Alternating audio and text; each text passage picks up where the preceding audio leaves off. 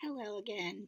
So that last video that I posted while I was going to start my reading in the Bible, where I am now, which I was explaining to you exactly where that is and kind of how far I've come over the months that I haven't been reading together um, here. Uh, it just got to the end of that's one challenge that I will have because I am recording in 5 minute increments. So, hey, we'll be able to do bite-sized pieces and chew on it and that's kind of what Bible study is, right?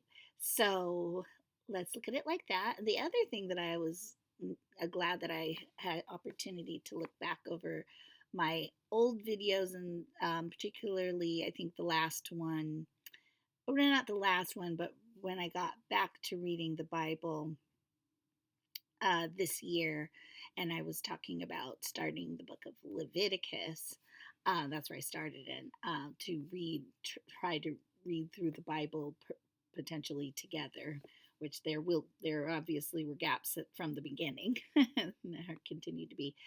But I had said that, you know, the author whose book I was reading, and I've been so infatuated with. Because I'll use that word infatuated, but just really, engrossed in and trying to pick up as much as I can to apply in my own life. Um, the book Soul Talk by Larry Crabb, I was mentioning about, well, his family's foundation, who I need to get in touch with. Speaking of, getting authors' permission, and I really would like to definitely be in touch with their ministry.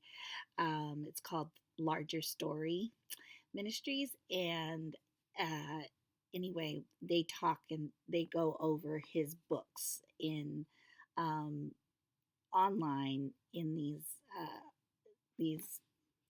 sessions that you can be a part of. And so, um, one of the books that I'm not sure if I started listening to this book as an audiobook.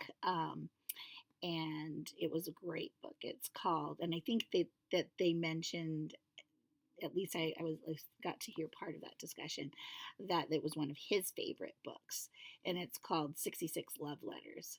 So I know this video will be a bit of my intro stuff as well, but I wanted to realize that I had said at the time I want to be reading the scripture through that lens, and seeing it in some way as how was God communicating love through this letter? The books of the Bible are letters, um, and so with that said, and no more further ado, I would like to start the book that I read today, and I will read the commentary at the beginning because that's probably all I have time for, if that, for this video.